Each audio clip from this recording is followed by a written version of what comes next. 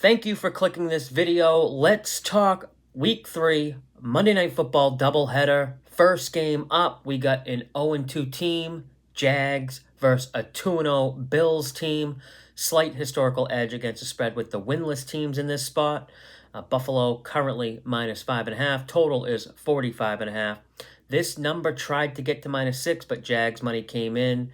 Buffalo was -6 on Monday. They're dealing with a bunch of injuries. Seems like never-ending injuries with this team. They lose a key player every week, it seems. This week, linebacker Terrell Bernard.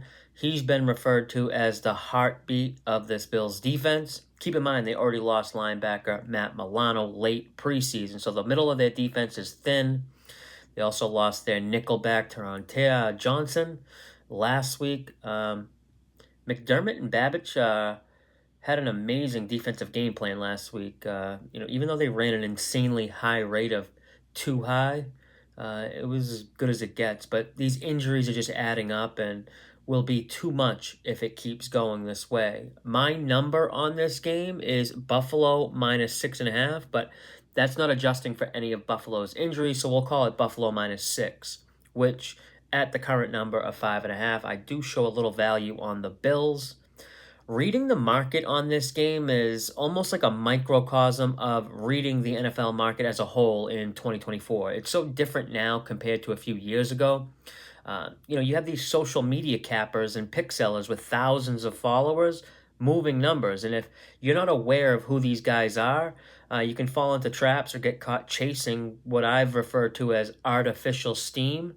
I don't value steam that originates from 3,000 followers from a capper on Twitter, the same way I do a pro betting group out of like New York or whatever. Trying to identify real steam or real sharp action by watching the live odds screen has become harder because most of the pros are just fading a lot of these big influencers with a big following. Just waiting for them to move a number saves them money from having to manipulate the market themselves or spending money to set games up instead of spending 10 or 15K on an NFL total. These pro betting groups will actually subscribe to these Telegram groups or pick services to find out where these line moves are originating from. And, they're not subscribing to tail their picks, but it's basically just paying for information. It's just a crazy time right now. And while on this topic, I guess, a lot of these cappers who give out picks or sell picks and have a big following, they just front run their clients, which means they'll give out a play, move the number, and then just pound the opposite side off screen, knowing their following is all betting on screen, moving the line, which attracts steam chasers that help move the number more.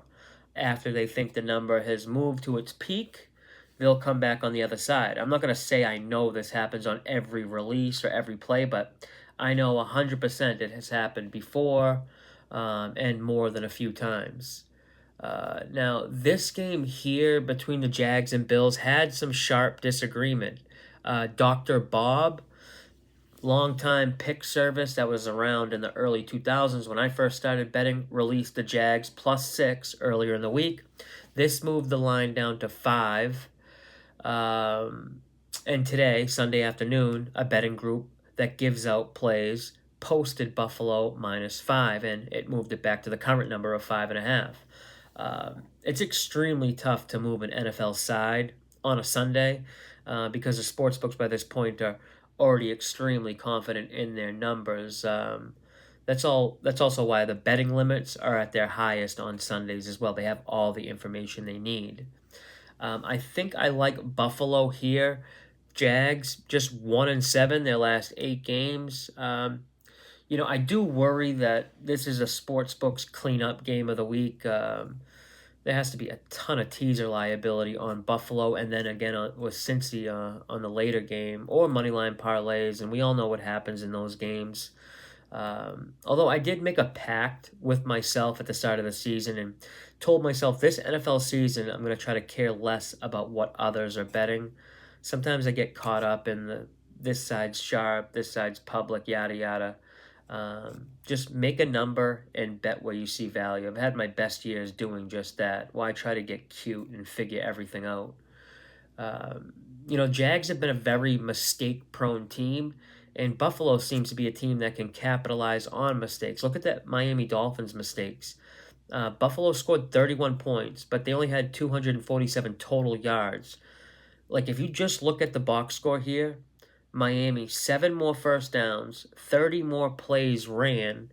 Um, but the story in this game all makes sense when you look at that orange box there at the bottom. Miami just 1-4 in the red zone and -3 in turnover margin. That'll do it right there. Um, Turnovers are always the key stat column that decides outcomes. Another stat column to keep an eye on, Jags, only 26% third down conversion rate on offense. Fourth worst in the league, but the Bills' defense is allowing opposing offenses to convert 50% of their third downs, which is good enough for sixth worst. Jags do luck out getting this game in September rather than in the winter months. That's one thing they got going for them. What else? James Cook, already 10 rushes for a first down. Teams average like 7 or 8 rushing first downs a game. He's already got 10 alone. Guy's a chain mover for Buffalo. I'm going to go Buffalo here. Let's move on to the Commanders and Chiefs game. This line tried going to 8, got immediate buyback on Washington. Just imagine all the teasers on the Bengals right now. Sportsbooks are in a tough spot because they want to be at 9 to the teaser blocker number. We know 9 is the teaser blocker number because 6-point teaser doesn't get you below that key number of 3. It forces bettors to lay more juice with the 6.5 or 7-point teasers, which are long-term losing bets. Cincy was my favorite teaser leg this week. I opened 3 teasers with them.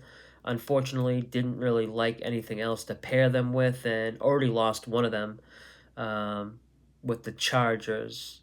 But Bengals 0-2 at home, just needing them to win. I mean, count me in, I guess. But if Buffalo isn't the sportsbook's cleanup game of the week, what's that make Cincy? It's so scary being involved with anything on like primetime favorites like this. But I do have Buffalo and Cincy teased. I'm on the side of the bettors. Hopefully this is a get screwed over spot for the books and not the bettors. I've been contemplating how to play some props in this game. I'm looking to try to do something with Washington running backs, but haven't figured it out yet. Part of me wants to take rushing overs. The Bengals literally have nobody on the interior of their defensive line and have been looking to sign defensive linemen off the street this week. There really is nobody besides Trey Hendrickson.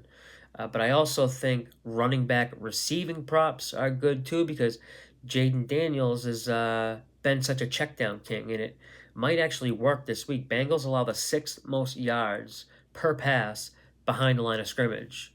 Look at where Jaden Daniels is passing. On the left is Daniel Jones, and that's what a normal passing chart looks like. On the right is Daniels. He threw 29 pass attempts last week. I think I counted 16 that were all shorter than 5 yards. I mean, you can't even really call him a checkdown guy. It's look at his average intended air yards and average air yards to sticks or average air yards to the first down marker in comparison to the league. He's pretty much in a league of his own there in the bottom left.